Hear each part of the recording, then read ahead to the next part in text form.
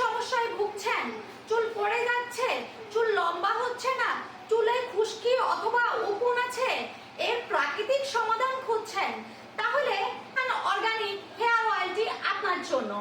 আমরা এই তেলটি কিভাবে তৈরি করে থাকি সেই ভিডিওটি আজকে আমরা দেখাবো। আমরা এই তেলটির মধ্যে যে যে উপকরণ দিয়ে থাকি তা হলো বহেরা, হরতকি, শিকাকাই, আমলকির গুঁড়ো।